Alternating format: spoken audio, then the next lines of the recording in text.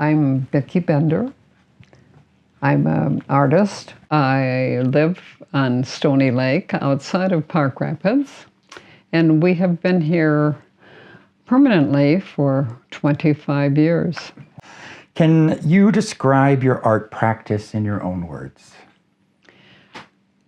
I guess I would say I do a variety of works, and I attribute that to the fact that I taught in elementary and high school, and we had to try a lot of different mediums. I was very fortunate to have a watercolor workshop available to me in the early 70s when we lived in Fargo. That was just wonderful. I learned so much in that class. Zoltan Szabo was the teacher, long time ago now. But that made me feel that maybe I can do this. Because when you're teaching, you think you're going to have time to do work, but it's not there, especially if you have a family too. Yeah. So then I delved into watercolor. I bought good paper. That is a must. And I also bought good paints and brushes. So I still have some of those. In fact, they last a long time if you do the right thing. If you clean them, for one thing. And then I branched out. I discovered making paper, which was great fun. And that put some texture into my work. I made, and I can show you examples of that. I made paper I purchased sheets of linter, cotton linter, and tore them up and put them in a blender. And then I would work with that. I would add flower petals. Sometimes I had cattails. Sometimes I had wasp's nest to put in. In fact, people will give me wasp's nests because they know I like to use them. For me, that's an outdoor that I have to do that in the summertime because it's a lot of water. Drying is a thing, and I don't have in my studio. It wouldn't work too well. Anyway, then I utilize that for making cards, or I have used it in background when I do. I liked birds, so I inherited a big bag of leather, scrap leather. So I decided, if I cut shapes of birds out of this and then painted to give them texture, I could use a handmade paper in the background and use that in front. And I had some wire. I used to do wire sculpture with children. So I make little feet and make a paper piece out of that and frame it. And I think I've done over 80 birds probably. I don't have anything on hand right now. That is, I've sold everything on that, or I've sold it to friends or so forth, family. And then I continued. I've done watercolor all along, and when a workshop is available that I can attend, I do like that. That to me is very inspiring. It's interesting working with other people because I think you get energy. Yeah. Plus, you get a new way of doing something that you hadn't thought of. But I also work in acrylics mainly because, again, it's water-based. You can go back to it. You can do some corrections. Watercolor sometimes is very evasive. You never know what's going to happen. So sometimes you have to come back and take a look at it. It's good to leave something. If you get to a point in your painting and you think, I don't know where to go, well, just put it away for a while and come back to it. You never know what might pop out at you. Yeah. Or if you have a good friend whom you trust to give you a good critique, ask them to look at and say, okay, what do I need to do? Because another set of eyes is always a good thing. Yeah. The Blank Canvas Gallery for 5 years, it was a co-op. And I helped start that along with 7 other people.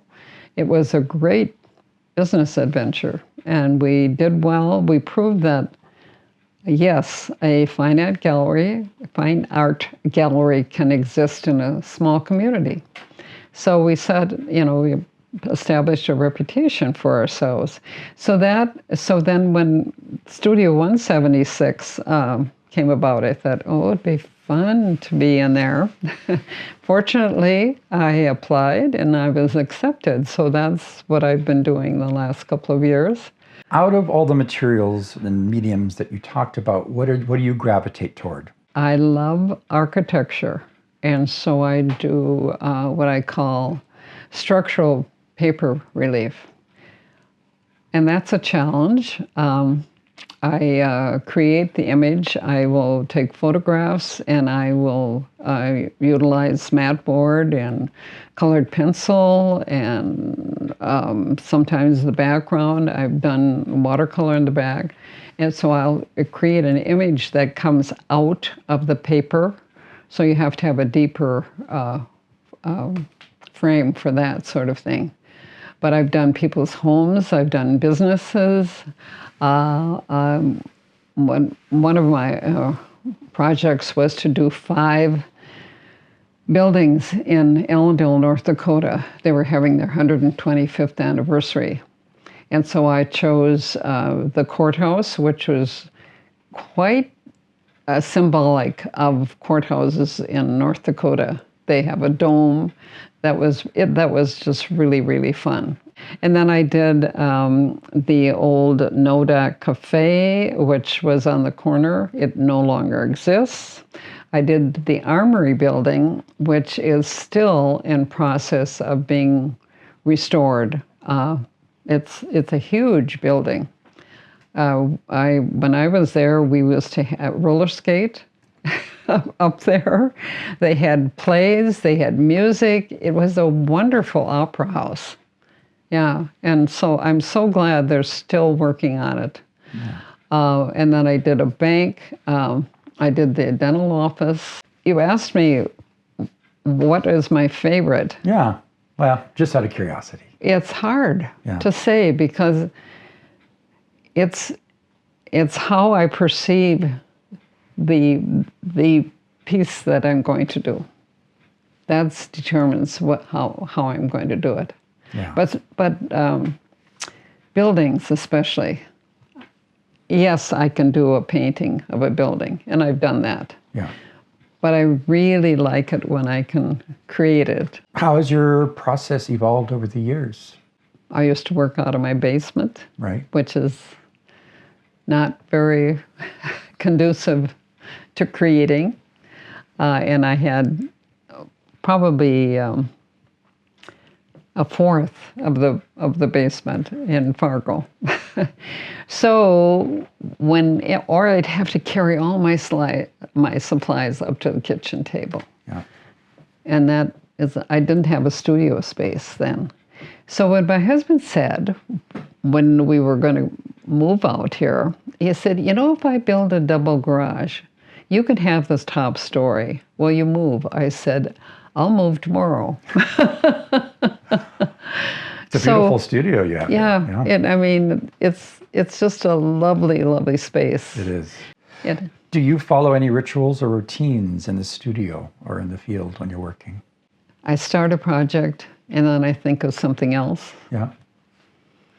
And it's hard for me to just follow through with one thing at a time. So sometimes it's a good thing if I have something on the side that I can do, like putting cards together, So I can take some time and go over there and then bring new eyes to what I'm doing. What challenges do you often face in your creative process? If someone has asked me to do a piece of work, feeling that it's good enough. I always second guess my work. How does living and working in the Heartland Lakes influence your work? Well, I must say, coming from a much larger community where there is a lot of competition, if you aren't in the upper echelons of artists, you feel like you're not good enough. Fortunately, I was able to be a part of Gallery 4 in Fargo, which was a, a co-op gallery.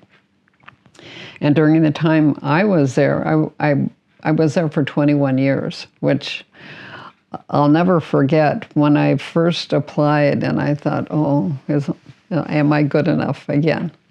And they accepted me. But the atmosphere was really good. But I must say, moving to Park Rapids and actually being part of a group that can show their work periodically, it was very helpful. And then when I was asked, when the person who asked me to start a gallery, I was very honored. But he said, well, you've been in a co-op, you know what it's about. And I said, well, that's true. So I asked people I thought were possibilities, and it worked. Yeah. Yeah. So I feel accepted. Right. Yeah. Are there any particular landscapes or towns or spaces that consistently appear in your art? When you live on the lake and you have the sunrise and the sunset, they're phenomenal. Yeah. Yeah. In winter, I've done some winter scenes, and I did one of our driveway. I still look at that and I think, what do I need to do to make that better? Maybe I should do a new painting, is the thing. What roles does community or either physically or artistically play in your practice? The community here, I feel, has been very accepting. And I feel that they've honored what I have done previously and have asked me to do things that I probably never would have been what happened in Fargo.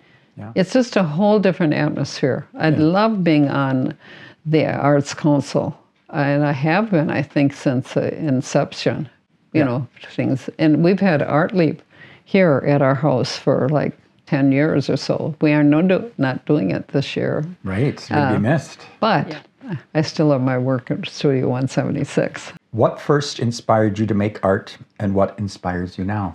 When I was a child, I only had pencils and crayons to use. My cousin from Fargo would come with her watercolor box. Ooh. And she would paint. She never let me try. And so as I went on, in grade school, I remember I went to a country school for 6 years. And I remember asking my teacher if I could draw a picture for each of my reading lessons. And she said, oh, sure you can do that. I think it kept me out of her hair, for one thing. But then she took the pictures and she put them up all around the room. Wow. And that was a wonderful thing to make me think, because I had no training, nobody outside it. My mother was artistic in many ways. I come from a family of a number of artists, really, who produce things.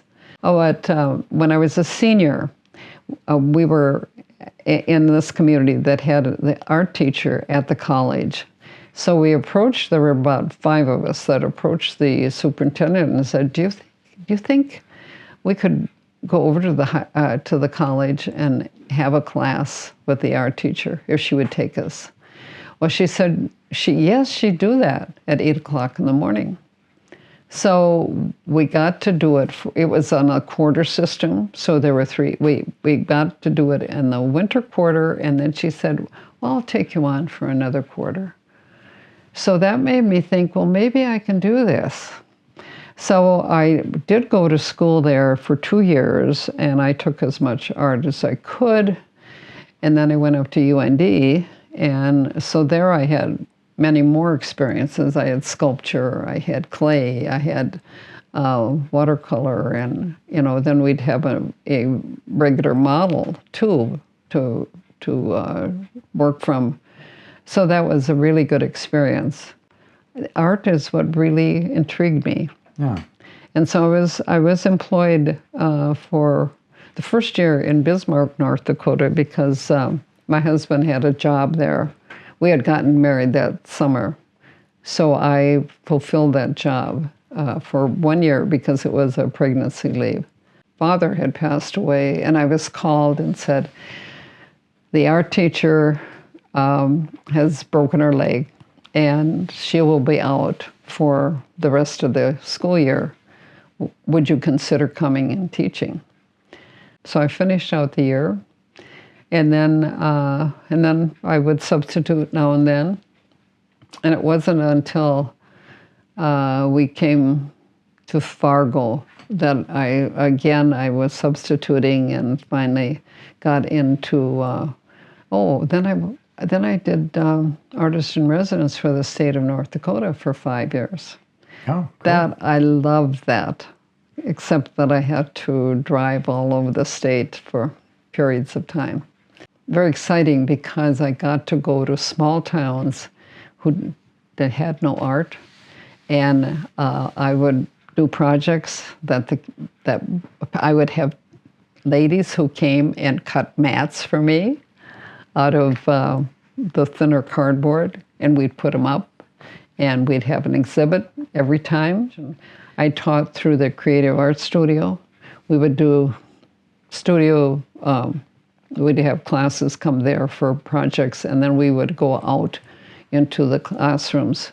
And depending upon how much money there was to pay art teachers, we taught in a classroom 6 times a year, same one, or 8 times. What inspires you now? Just the idea to get up here and work. Yeah. I'm inclined to do more in the fall and winter when we're here, yeah. So are there any artists, writers, musicians, or traditions that have shaped your perspectives? I'm very open to seeing. I love to go to exhibits. I find them very inspiring. And I'm so grateful that Namath has the exhibits they have. I don't agree with everything that is there. I question it sometimes, but then, what I like isn't necessarily what somebody else is going to do. But I'm very open to new ideas if I can possibly try something new.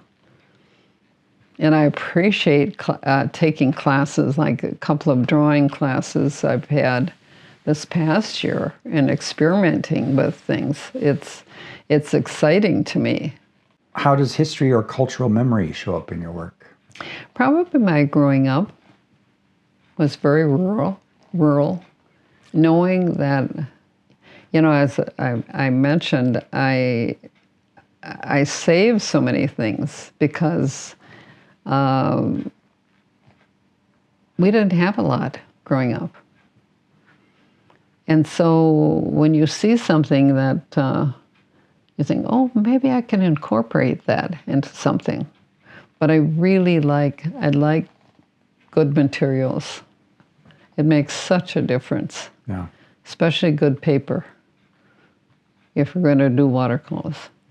But I like acrylics too. I've done a few things, and I take my phone goes with me, but I take a lot of pictures. And that's what's inspiring to me.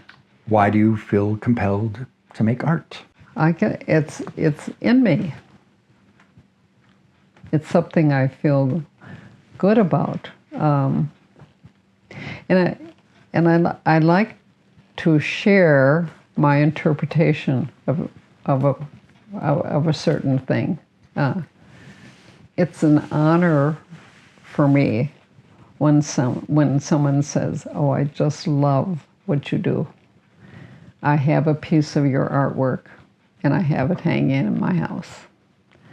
To me, that's the highest compliment you could have.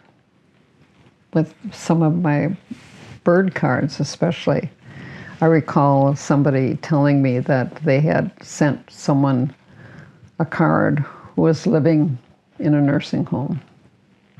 And she said that card is beside her bed. Oh, that's nice. And that makes you feel good. How do you find success or fulfillment in your artistic practice? Just taking time to create, trying to finish a work and getting it framed and seeing it up on the wall. Yeah. What's next for you? What are you dreaming about artistically? Well, I surely have a lot of work to finish. A lot of things that have been started and put away, and still have ideas to how to do something. I'm intrigued. I'm just intrigued by materials and what's out there. Yeah. I guess I would say I'm in my happy place when I can create. Yeah.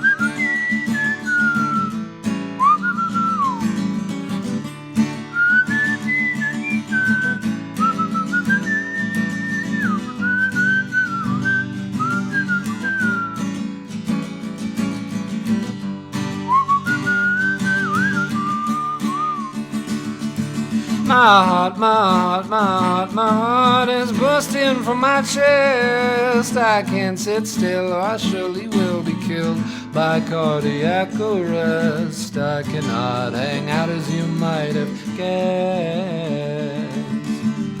Can't bring myself to give you my best. I cannot hang out as you might have guessed. Can't bring myself to give you my best.